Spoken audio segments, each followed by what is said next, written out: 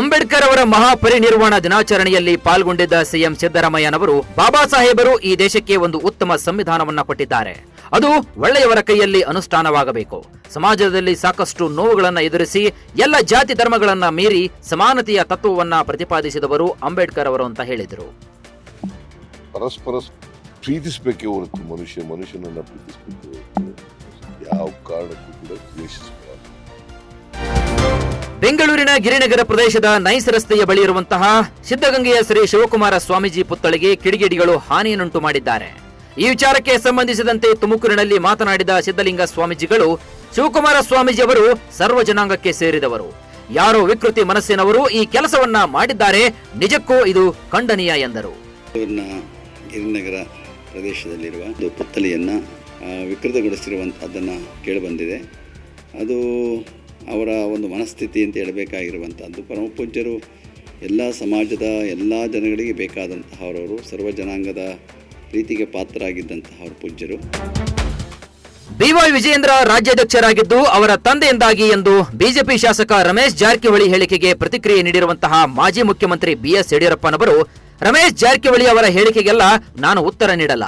ವಿಜಯೇಂದ್ರ ಅವರನ್ನ ಬಿಜೆಪಿ ರಾಜ್ಯಾಧ್ಯಕ್ಷರನ್ನಾಗಿ ಮಾಡಿದ್ದು ಪಕ್ಷದ ವರಿಷ್ಠರೇ ಹೊರತು ನಾನಲ್ಲ. ಅವರಿಗೆ ರಾಜ್ಯದಾದ್ಯಂತ ಜನರ ಬೆಂಬಲವನ್ನ ಸೂಚಿಸಿದ್ದಾರೆ. ಮೊನ್ನೆ 3 ಜಿಲ್ಲೆಗಳಲ್ಲಿ ನಡೆದಂತಹ ಉಪಚುನಾವಣೆಯಲ್ಲೂ ಕೂಡ ಜನರು ಅವರನ್ನ ಬೆಂಬಲಿಸಿರುವ ರೀತಿ ಎಲ್ಲರಿಗೂ ಗೊತ್ತೇ ಇದೆ ಎಂದರು.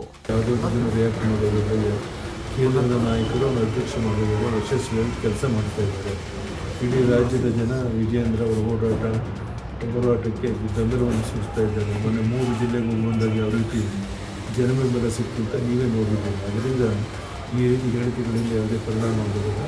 ಎಲ್ಲರನ್ನ ಸರಿಪಡಿಸಿಕೊಂಡು ವೈಭವ್ ಸೂರ್ಯವಂಶಿ ಅಂಡರ್-19 ಏಷ್ಯಾ ಕಪ್ ಟೂರ್ನಿಯಲ್ಲಿ ಅದ್ಭುತ ಪ್ರದರ್ಶನ ನೀಡೋದರ ಮೂಲಕ ಮತ್ತೊಮ್ಮೆ ಎಲ್ಲರ ಮನ ಗೆದ್ದಿದ್ದಾರೆ. ಈ ಪಂದ್ಯದಲ್ಲಿ ವೈಭವ್ ಸೂರ್ಯವಂಶಿ ಕೇವಲ 36 ಎಸೆತಗಳಲ್ಲಿ 67 ರನ್ಗಳನ್ನ ಸಿಡಿಸಿದ್ರು. ಅದರಲ್ಲಿಯೂ ಸೂರ್ಯವಂಶಿ ಅವರ 186ರ ಸ್ಟ್ರೈಕ್ ರೇಟ್ ಎಲ್ಲರ ಗಮನವನ್ನ ಸೆಳೆಯಿತು. ಸೂರ್ಯವಂಶಿ ಮತ್ತೊಮ್ಮೆ ತಮ್ಮ ಶಕ್ತಿಶಾಲಿ ಹೊಡೆತಗಳ ಮೂಲಕ ಎದುರಾಳಿ ಬೌಲರ್ಗಳನ್ನ ಬೆಂಡೆತ್ತಿದ್ರು. ಎಡಗೈ ಬ್ಯಾಟ್ಸ್ಮನ್ ಬರೋಬ್ಬರಿ 5 ಸಿಕ್ಸರ್ ಬಾರಿಸಿದ್ದು ವಿಶೇಷ.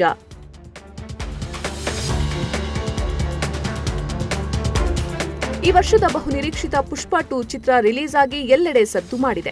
ಈ ಮಧ್ಯೆ ಪುಷ್ಪ 2 OTTಗೆ ಯಾವಾಗ ಲಗ್ಗೆ ಇಡಲಿದೆ ಎನ್ನುವ ಬಗ್ಗೆ ಚರ್ಚೆ ಆರಂಭವಾಗಿದೆ. ಮೊದಲ ದಿನ ಭಾರತದಲ್ಲಿ ಅತಿ ಹೆಚ್ಚು ಕಲೆಕ್ಷನ್ ಮಾಡಿದ ಚಿತ್ರ ಎನ್ನುವ ದಾಖಲೆ ಇದೀಗ ಅಲ್ಲು ಅರ್ಜುನ್ನ ಪುಷ್ಪ 2 ಪಾಲಾಗಿದೆ.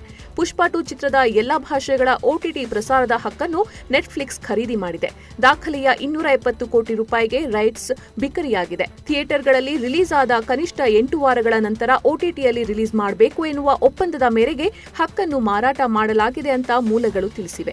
ಆ ಪ್ರಕಾರ 2025ರ ಫೆಬ್ರವರಿ 2ನೇ ವಾರ ಪುಷ್ಪ 2 OTTಯಲ್ಲಿ ಪ್ರಸಾರವಾಗಲಿದೆ. ಈ ಕುರಿತು ಅಧಿಕೃತ ಮಾಹಿತಿ ಇನ್ನಷ್ಟೇ ಬರಬೇಕಿದೆ.